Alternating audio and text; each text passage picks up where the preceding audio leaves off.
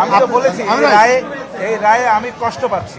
মাননীয় ট্রাইব্যুনাল যে রায় দিয়েছে সে রায়টাকে মেনে নিয়ে আমার বক্তব্য হলো এই যে এই রায়টা ভিন্নভাবে হইলেও হইতে পারত, হয়নি, যেটা আমার বিপক্ষে গিয়েছে। সেজন্য আমি ক্ষুব্ধ, আমি আমার ভিতরে কষ্ট লালন করতেছি। এর বাইরে আমার কিছু বক্তব্য আপনার করার সুযোগ নাই। আমি তো কষ্ট পাচ্ছি। আপনার মুখে হাসি দেখা যাচ্ছে, কেন কষ্ট পাচ্ছেন? আপনি বলেন কেন কষ্ট পাচ্ছেন? আমার এই জন্যই কষ্ট পাচ্ছি, আমার আসামির সাজা হয়েছে সর্বোচ্চ সাজা। আমাকে কষ্ট দেবে না, আমি কষ্ট পাচ্ছি।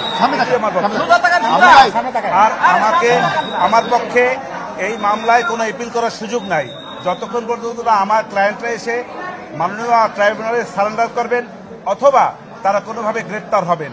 এর আগ পর্যন্ত কোনো এপিলেট ডিভিশনে যাওয়ার আর কোনো সুযোগ নেই। আপনারা তো দেখেছেন যে আমাকে রায়ের কপিও মাননীয় ট্রাইব্যুনাল দিবে না বলেছে। অতএব এই যে দিবে না সেটা আইনানুগ। তারা কি যেতে পারে?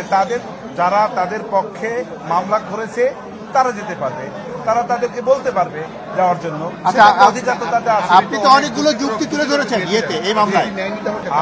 আমার যুক্তিতর্ক ন্যায় নিতে তো বলবো না, আমার যুক্তিতর্ক তো ওনারা নিয়েছেন, অনেক কিছু তো নিয়েছেন। নেওয়ার ফলে মাননীয় ট্রাইব্যুনালের কাছে মনে হয়েছে আমার যুক্তির চাইতে ওনাদের যুক্তি আরো বেশি স্ট্রং, সেটা মনে করে তারা সেইভাবে রায় দিয়েছেন। অথবা আমারটা নেয়নি, এটা আমি বলবো না।